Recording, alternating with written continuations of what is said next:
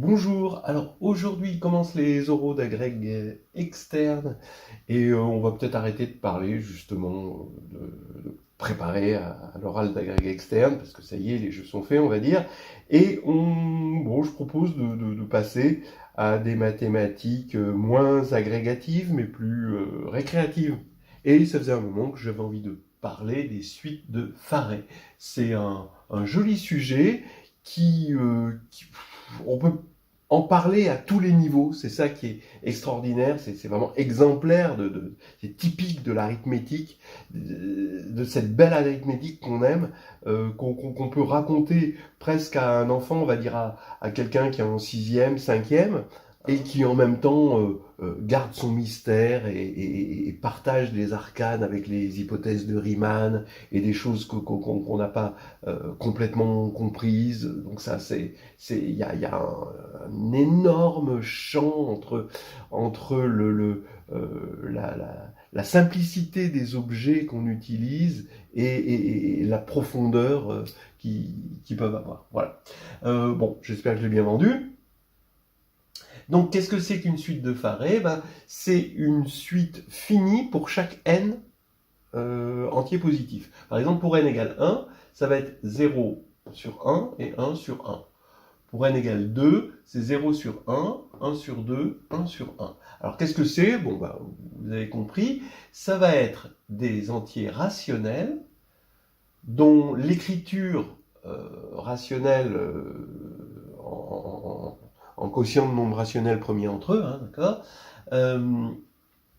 Dans l'écriture, le dénominateur ne dépasse pas le n, donc ici, d'accord, et ces rationnels sont compris entre 0 et 1, et on les écrit de façon ordonnée. Voilà, hein, vous voyez le problème. Alors donc, vaut mieux le regarder par l'exemple. Donc pour n égale 3, maintenant on va retrouver 0, 1, 1 demi et 1 sur 1, voilà. Mais maintenant, on se permet, entre 0 et 1, de regarder des nombres rationnels dont le dénominateur est 3. Voilà. Et là, on va rajouter donc 1 tiers et 2 tiers. Et on les place de sorte à ce que ce soit croissant. Voilà, n égale 4, ça va être pareil, mais il va falloir ajouter 1 quart. Alors 2 quarts, c'est déjà 1 demi, donc c'est déjà rajouté, et 3 quarts. N égale 5, et bien là, on va rajouter, donc c'est la même suite auquel on rajoute 1 cinquième, 2 cinquièmes qui va s'insérer entre 1 tiers et 1 demi, 3 cinquièmes qui s'insèrent entre 1 demi et 2 tiers, et 4 cinquièmes qui s'insèrent entre 3 quarts et 1. Et 1 sur 1. Bon, vous avez compris la suite de Farey. Donc pour n données, la suite va être Rmn, où m va aller de 1 jusqu'au nombre d'éléments de la suite de Farey.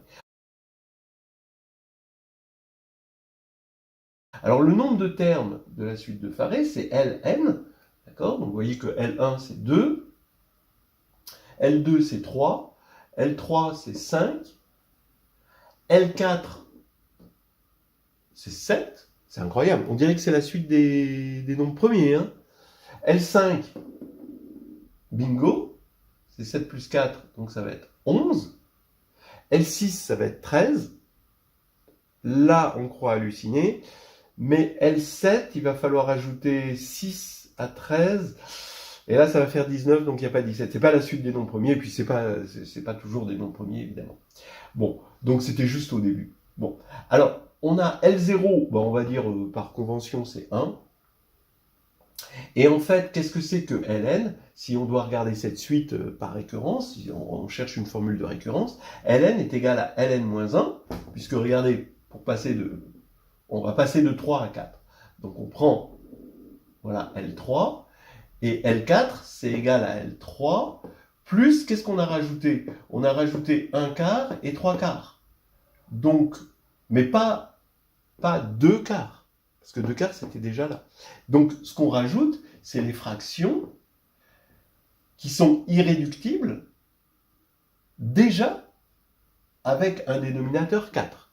Donc, ça veut dire que on a rajouté là 1 et 3, parce que 1 et 3, c'était les seuls nombres entre 0 et 4 qui étaient premiers avec 4. Parce que si ça se réduit, eh ben, on va se retrouver sur quelque chose qui a déjà été écrit. Donc, Ln est égal à Ln-1 plus le nombre d'éléments entre 20 et n, entre 0 et n, si on veut, qui sont premiers avec n, c'est-à-dire phi de n. Bon, alors phi de n, ou phi, c'est l'indicatrice de l'air. Donc ça veut dire que Ln n, c'est 1, à cause du n0, plus la somme de n supérieur ou égal à 1 de phi de n. Parce que phi de 0, on ne le définit pas, donc il y a ce 1 qui est un petit peu artificiel. Alors là, ça devient ce que je vous avais dit. Vous voyez, cette partie-là, vous pouvez pratiquement en parler à quelqu'un qui a très peu de maths, qui connaît juste, qui a une calculette. Vous pouvez, peut-être si vous êtes enseignant, par exemple, en collège, vous pouvez faire une activité mathématique ou une activité de type un peu IREM, en quelque sorte, avec des gens du collège, quoi, de regarder ces choses-là et de les observer, c'est ce qu'on va faire, de faire des observations sans plus de réflexion, parce que, bon, si on va aller plus loin, on voit que c'est infini, mais là, ça y est, on atteint des choses de type fonction de zeta de Riemann. Et oui, regardez, Ln qui est égal à la somme de phi de n, si on veut avoir un équivalent en infini, eh bien regardez, je dis que l'équivalent, c'est, on regarde l'ensemble des couples AB. A compris entre 1 et n. On regarde tel que A et B sont premiers entre eux. Et on regarde le cardinal. Qu'est-ce que c'est? Ça, j'ai déjà fait dans une vidéo. Vous avez B, vous partez de B, et vous comptez les A qui sont premiers avec B. Et B va de 1 à n. Donc ça va bien donner exactement ceci. La somme des n supérieurs ou égal à 1 de phi de n. Mais maintenant, vous pouvez aussi échanger les rôles de A et B, parce qu'on est en train de regarder des couples ici. D'accord? Donc, en fait, ce cardinal-là est égal au double de ça. Alors, pas tout à fait le double, parce que il y a un cas où on peut dire que A est égal à B avec A premier avec B, si A égale B égale 1. Donc il y a le couple 1-1 qu'il faudrait enlever, mais sinon, j'affirme que ceci est équivalent quand n tend vers plus l'infini, juste à cause de ce... C'est pas tout à fait égal à cause de cette exception 1-1. Eh bien, ceci, c'est égal à 1 demi du cardinal de l'ensemble de ces couples-là. Donc ça, c'est quelque chose de facile à voir en combinatoire. Bon, maintenant, plus difficile, mais ça a été fait dans une vidéo, c'est aussi fait dans Carnet de voyage en analysant, c'est que la probabilité parmi n2 nombres, ces n2 nombres-là, hein, de couple AB, compris entre 1 et n, la probabilité d'obtenir un couple de nombres premiers entre eux est égale à 6 sur pi2. C'est-à-dire l'inverse de la fonction zeta en 2. D'accord? Bon, alors je vous dis, c'est fait dans une vidéo, vous pouvez la trouver sur mon site, et puis c'est fait aussi dans Carnet de voyage en analysant. Plus généralement, la probabilité d'avoir m nombres, un m-uplet, de choisir un m-uplet de nombres globalement premiers entre eux, compris entre 1 et n quand n tend vers l'infini, c'est 1 sur zeta de m.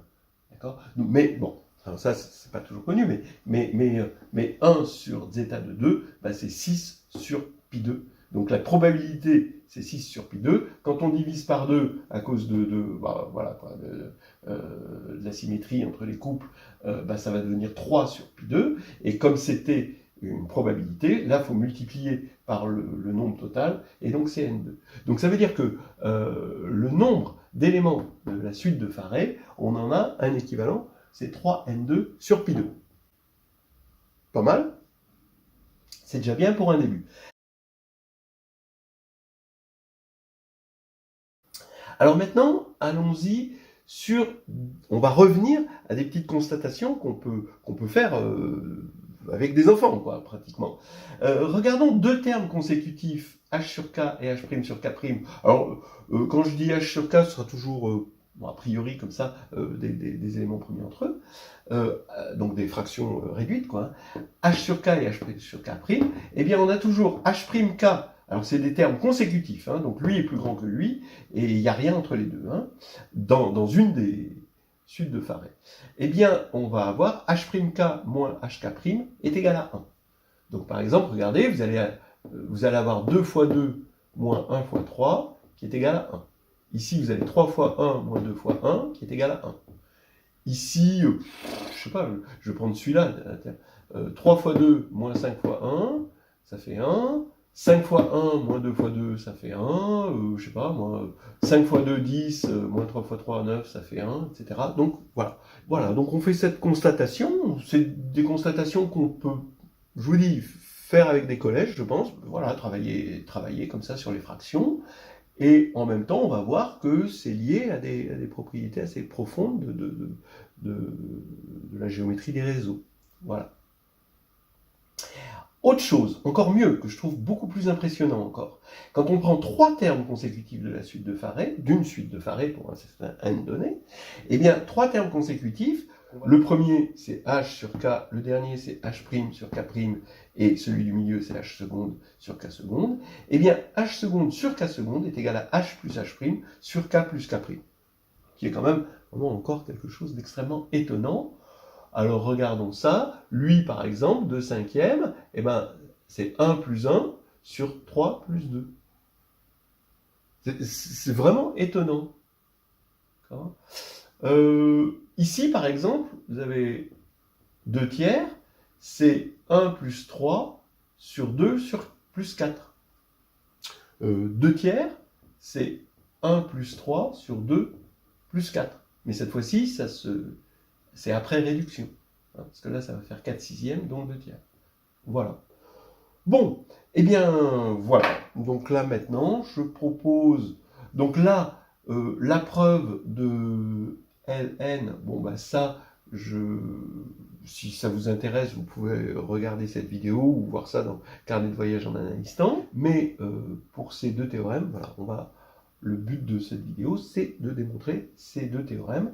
On va commencer par montrer que le théorème 1 implique le théorème 2, et ensuite on montrera le théorème 1 qui est un petit peu plus impliqué.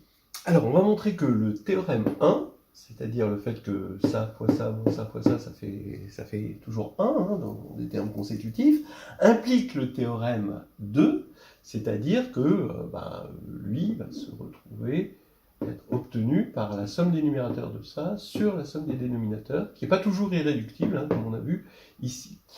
Alors donc on veut montrer ça à partir du théorème 1. Donc bon, allons-y. Étant donné que ces trois-là, donc h sur k, h seconde sur k seconde et h' sur k', sont des termes consécutifs, si on admet le théorème 1, alors on l'écrit tout bêtement, hein, ça veut dire que k h seconde moins h k seconde est égal à 1, puisque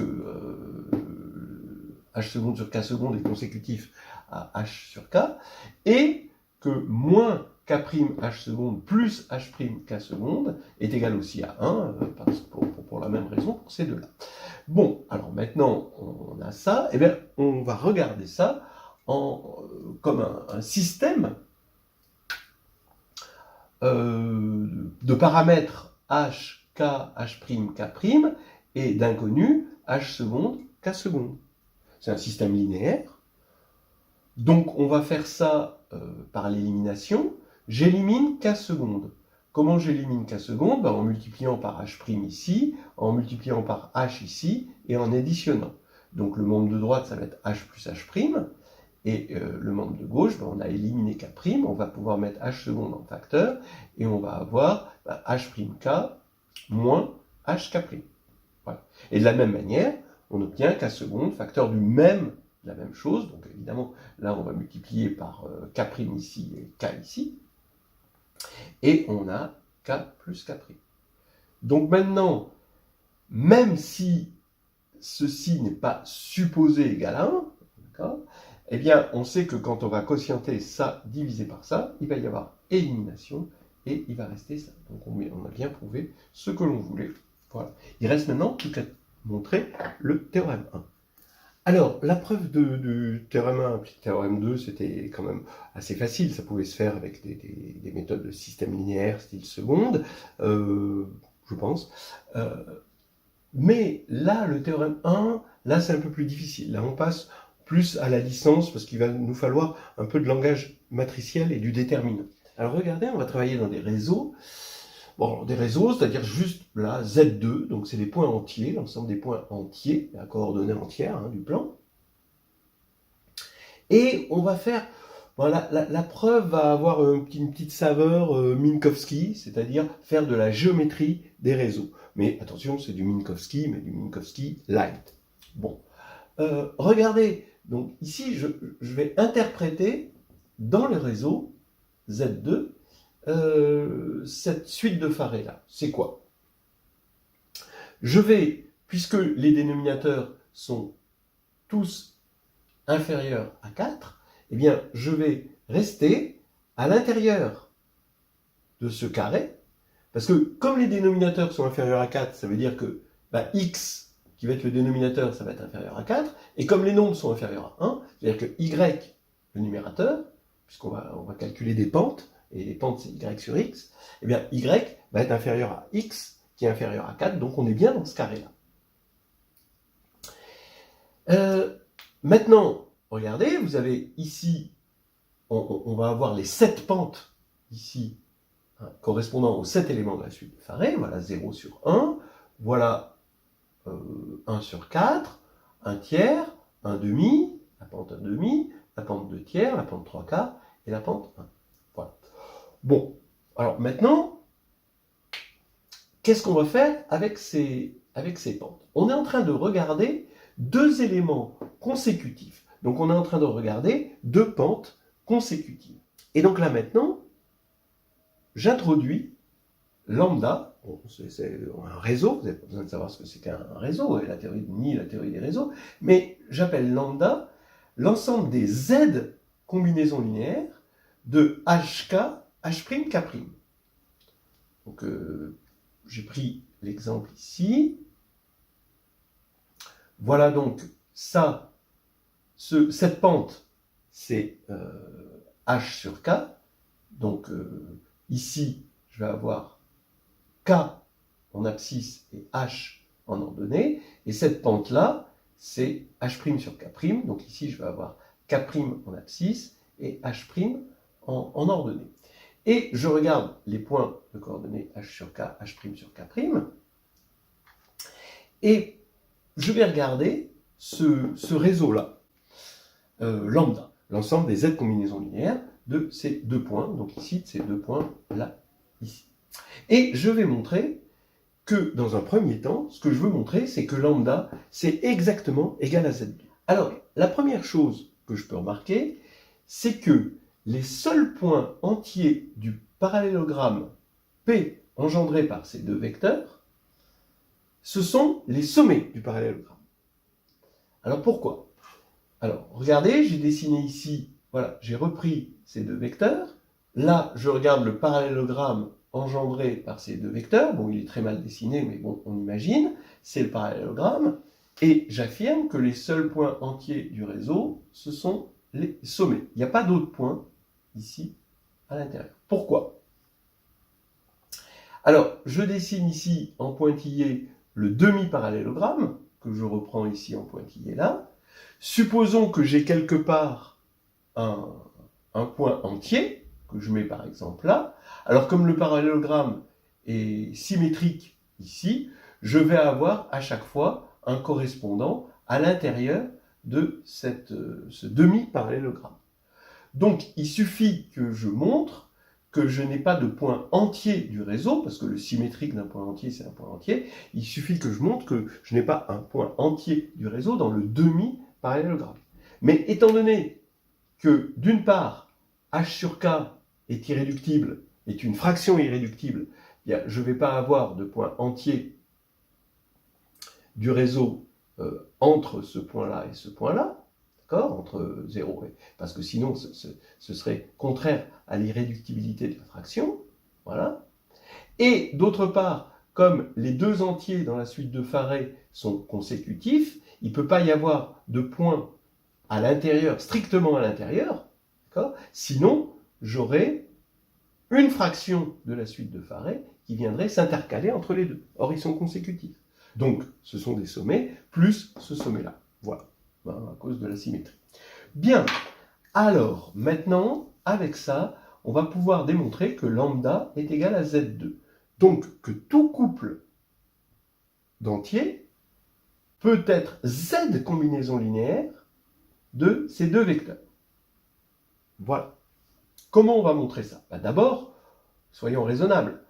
Étant donné que ces deux vecteurs sont linéairement indépendants sur R, d'accord, ils ne sont pas collinéaires, ça c'est clair, eh bien, ils forment une base du plan. Donc, un élément AB dans Z2, on sait forcément qu'il peut s'écrire XHK plus X'H'K', donc combinaison linéaire, mais R combinaison linéaire de ces deux vecteurs-là, bien sûr. Bon, ça c'est clair pour tout le monde. Donc X et X' sont dans R. Maintenant, je vais décomposer X en la partie entière de X plus X0, qui va être la différence entre X et sa partie entière. Et pareil pour X'. Donc ça veut dire que là, je vais me ramener à AB égale X0 HK plus X'0 H'K', plus, là, on est dans une combinaison entière de ça. Donc on est dans ce qu'on a appelé grand lambda. D'accord? Donc AB, il appartient à ça. Mais cette fois-ci, X0 et X'0 sont supérieurs ou égales à 0 et strictement inférieurs à 1. Après notre construction, où on a pris la partie entière. Et maintenant, on remarque que ce point-là, d'accord, il est entier, puisque c'est la différence entre ça qui est entier et ça qui est entier. Donc c'est un point entier, et il est à l'intérieur du parallélogramme. Donc forcément, c'est un sommet, et ça veut dire que x0, x'0, c'est soit 0, soit 1, mais comme ça ne peut pas être 1, ils sont tous nuls. Donc ça, c'est nul, et ce qui fait que AB appartient à lambda. Voilà. Donc qu'est-ce qu'on a montré? C'est que tout point entier est combinaison linéaire à coefficient entier de mes deux points ici.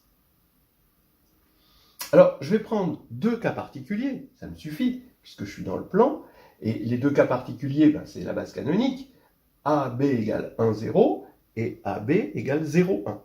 Dans le premier cas, qu'est-ce que ça va me donner? Ça va me donner un couple R1 et R'1, tel que qui va faire le job pour 1, 0. C'est-à-dire ici, je peux l'écrire maintenant matriciellement, ça m'arrange de l'écrire matriciellement, vous vérifiez que ça veut dire qu'il existe R1, R'1, tel que cette matrice-là fois cette matrice colonne est égale à 1, 0. Et de la même manière pour 0, 1, avec une autre matrice colonne.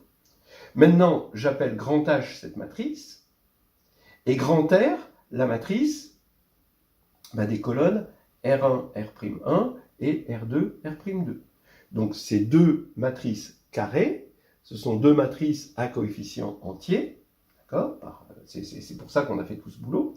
Et quand on va concaténer cette équation-là et cette équation-là, on obtient H fois R est égal à IN, l'identité, puisqu'on va avoir 1, 0, 0, 1. Donc maintenant, j'ai plus qu'à prendre le déterminant, et je vois que le déterminant de H fois le déterminant de R, ça fait 1.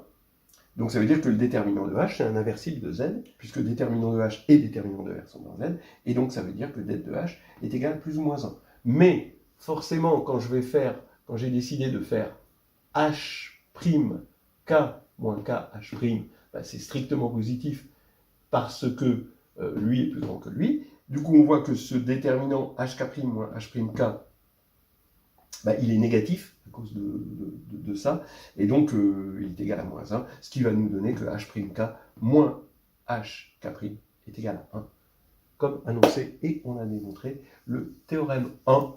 Donc voilà, c'était les merveilles de la suite de Farey, mais elle n'a pas encore tout dit, elle n'a pas encore donné toutes ses applications, et on va voir dans une prochaine vidéo que vraiment cette suite de Farey a une ampleur énorme. On voit qu'elle est emblématique d'une certaine vision de l'arithmétique qui fait qu'on appelle l'arithmétique le jardin des délices, hein, d'après le triptyque de Jérôme Bosch, elle est située entre l'enfer des démonstrations et des hypothèses de Riemann et des choses sur lesquelles l'humanité s'est cassée les dents, et le paradis de la simplicité des énoncés qui la rendent complètement alléchante. Voilà.